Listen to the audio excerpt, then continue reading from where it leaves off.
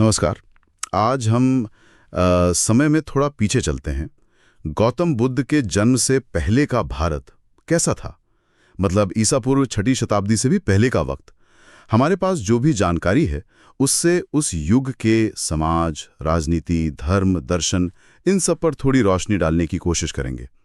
मकसद ये समझना है कि वो कौन सी जमीन थी जिसमें बुद्ध के विचार पनपे। तो चलिए इस पर बात करते हैं। बिल्कुल। और ये दौर वाकई बड़े उथल-पुथल का था।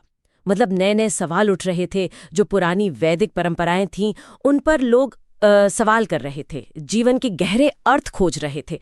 और इसी माहौल ने, आप समझिए, नई सोच के लिए एक तरह से जमीन तैयार कर दी। अच्छा, तो उस समय का भारत मतलब कोई एक देश तो था नहीं, महाजनपदों की बात होती है। हाँ हाँ, बिल्कुल।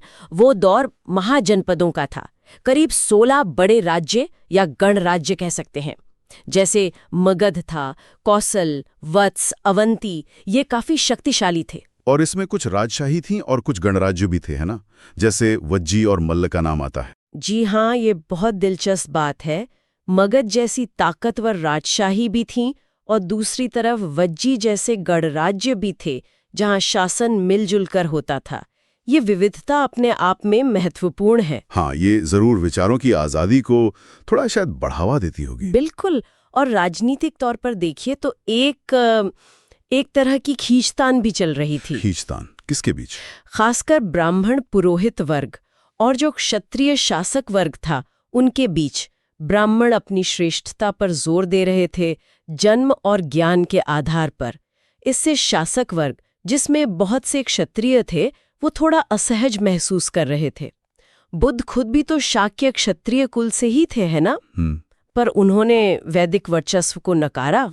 अच्छा। तो ये दिखाता है कि कैसे ये राजनीतिक और सामाजिक तनाव आपस में, यूं कहिए कि, गुंथे हुए थे। तो क्या इसका मतलब यह है कि सिर्फ आम लोग ही नहीं बल्कि क्षत्रिय वर्ग का एक हिस्सा भी शायद नए विचारों के लिए ज्यादा खुला था? तो थी ही। ब्राह्मण, क्षत्रिय, वैश्य, शूद्र, और वो काफी कठोर हो चली थी। जन्म के आधार पर भेदभाव था। शूद्रों और ज्यादातर महिलाओं को शिक्षा या धार्मिक स्वतंत्रता वो सब नहीं थी। छुआछूत जैसी चीजें भी फैल रही थी। लेकिन इसी माहौल में शहर भी तो उभर रहे थे, वैशाली, राजगृह जैसे। जी हाँ, बिल्कुल। शहरीकरण बढ़ रहा था। व्यापार और दस्तकारी बढ़ने से ना, व्यापारी और कारीगरों का एक नया वर्ग सामने आया। इनके पास पैसा था, थोड़ा सामाजिक प्रभाव भी था। और शायद मेरा अनुमान है कि ये नया वर्ग उन पुराने खर्चीले वैदिक यज्ञों से उतना जुड़ा हुआ महसूस नहीं करता था। हाँ। तो शायद वो नए, ज्यादा व्यक्तिगत आध्यात्मिक रास्तों के लिए ज्यादा खुले थे। और धार्मिक माहौल कैसा था उस वक्त? मतलब वैदिक धर्म का ही बोलबाला था? हाँ, मुख्य रूप से तो वैदिक धर्म का प्रभाव था। यज्ञ, कर्मकांड, मंत्रोच्चार, ये सब बहुत महत्वपूर्ण थे। इंद्र, अग्नि, वरुण जैसे देवताओं की पूजा होती थी। लेकिन इसमें एक बात थी, ये सब कुछ ज्यादातर ब्राह्मणों के नियंत्रण में था। आम लोगों की सीधी पहुंच या समझ, कह सकते हैं, सीमित थी। तो इसी पृष्ठभूमि में फिर वो नए विचार आए, श्रमण परंपरा। बिल्कुल। इसी असंतोष से और कर्मकांडों की जटिलता से श्रमण परंपरा उभरी। ये वो लोग थे, तपस्वी, विचारक, जो घूमते फिरते थे। ये स्थापित वैदिक रिवाजों को चुनौती दे रहे थे और मुक्ति के नए रास्ते खोज रहे थे। इनमें फिर आगे चलकर जैन धर्म आया, महावीर जिसके प्रमुख प्रचारक थे, आजीवक थे जो नियतिवादी थे, चारवाक थे जो पूरी तरह भौतिकवादी थे, और बौद्ध धर्म भी। और हाँ, बाद में बौद्ध धर्म भी इसी परंपरा का हिस्सा बना। ये सारे आंदोलन जाति व्यवस्था, महंगे यज्ञ, ब्राह्मणों का एकाधिकार, इन सब पर सीधे सवाल उठा रहे थे। और ये वही सवाल थे जो आम लोगों के मन में भी तो थे। दुख क्यों है? जीवन का मकसद क्या है? क्या इस दुनिया से, मृत्यु से कोई मुक्ति है? बिल्कुल। इसी तलाश में कई लोग तपस्या, ध्यान, वैराग्य यानी संसार त्याग की तरफ मुड़े। बुद्ध ने खुद भी तो ज्ञान पाने से पहले कई अलग अलग रास्ते अपनाए थे, कई गुरुओं से सीखा था। आर्थिक तौर पर भी तो बदलाव हो रहे थे। लोहे का इस्तेमाल शुरू हो गया था। हाँ, श्याम अयस या कृष्ण अयस यानी लोहे का इस्तेमाल खेती के औजारों और हथियारों में होने लगा था। इससे खेती बेहतर हुई, राज्यों की ताकत बढ़ी। व्यापार भी फैला। व्यापारियों और शिल्पकारों के अपने संगठन बने, जिन्हें श्रेणी कहते थे। अच्छा, गिल्ड्स जैसे? हाँ बिल्कुल। और लेन देन के लिए चांदी के खास सिक्के, आहत सिक्के, या पंच मार्क्ड कॉइन्स वो चलन में आए।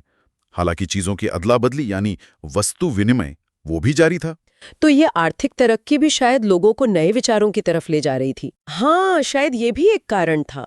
लोग स्थापित धार्मिक खर्चों से हटकर नए आध्यात्मिक रास्ते तलाशने के लिए ज्यादा स्वतंत्र महसूस कर रहे हों। और भाषा, क्या सब संस्कृति बोलते थे? नहीं, वैदिक संस्कृत जो थी वो मुख्य रूप से पुरोहित वर्ग और पढ़े लिखे लोगों की भाषा थी। आम लोग प्राकृत भाषाएं बोलते थे। अलग अलग इलाकों में अलग अलग रूप थे, जैसे मागधी, पाली। और ये दिलचस्प है कि बाद में बौद्ध और जैन धर्म के जो उपदेश हैं, जो ग्रंथ है, वो इन्हीं प्राकृत भाषाओं में, खासकर पाली में लिखे गए, ताकि आम लोगों तक पहुंच सकें। बिल्कुल। इससे उनके विचार जन जन तक आसानी से पहुंचे। महिलाओं की स्थिति के बारे में आपने कहा कि गिरावट आई थी। ज्यादातर विवरण यही बताते हैं कि पहले के वैदिक काल की तुलना में स्थिति गिरी थी। शिक्षा और धार्मिक अधिकारों में बराबरी आमतौर पर नहीं थी। हालांकि गार्गी और मैत्रेयी जैसी कुछ विद्वान महिलाओं के नाम भी मिलते हैं, वो अपवाद की तरह है। और इसी संदर्भ में देखिए, बुद्ध का बाद में भिक्षुणी संघ यानी नन्स के लिए अलग ऑर्डर स्थापित करना, वो उस समय के हिसाब से कितना बड़ा, कितना क्रांतिकारी कदम था। सही बात है। अच्छा, और कला विज्ञान वगैरह? आयुर्वेद के शुरुआती रूप मिलते हैं अथर्ववेद में और मौखिक परंपराओं में, लेकिन अभी वो व्यवस्थित शास्त्र नहीं बना था। वास्तुकला यानी आर्किटेक्चर ज्यादातर साधारण था। मिट्टी ईंट के घर, लकड़ी के ढांचे, बड़े पत्थर के मंदिर अभी नहीं बनते थे।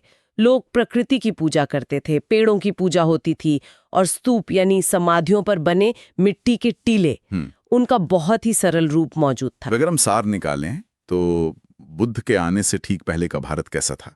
मतलब सामाजिक तनाव थे, धार्मिक असंतोष था, राजनीतिक बिखराव भी था, और एक बौद्धिक जिज्ञासा भी थी। बिल्कुल सही। पुरानी व्यवस्थाएं चरमरा रही थीं और नए विचारों के लिए एक खालीपन, एक जरूरत महसूस हो रही थी। तो इसका मतलब क्या हुआ? इसका मतलब ये है कि समाज एक तरह से थक चुका था। नैतिक और आध्यात्मिक रूप से वो कठोर कर्मकांडों और सामाजिक भेदभाव से परे कुछ खोज रहा था। लोग शायद हठ धर्मिता से मुक्त एक ऐसा रास्ता चाहते थे जो ज्यादा नैतिक हो, व्यक्तिगत हो, सबके लिए सुलभ हो। एक बौद्धिक बेचैनी, एक क्रांति पहले से ही चल रही थी। बुद्ध के उपदेश उस वक्त की जो सामाजिक जरूरत थी, जो आध्यात्मिक प्यास थी, उसका एक बहुत शक्तिशाली जवाब बनकर सामने आए। ये कोई अचानक हुई घटना नहीं थी। ये उस समय की ठोस परिस्थितियों की उपज थी। तो ये थी बुद्ध पूर्व भारत की एक तस्वीर, जहां बदलाव के लिए जमीन तैयार हो रही थी। सवाल सोचने के लिए छोड़ा जा सकता है। उस दौर में जहां मगध जैसी शक्तिशाली राजशाही थी, वहीं वज्जी जैसे गणराज्य भी तो थे, जहां फैसले मिलकर लिए जाते थे।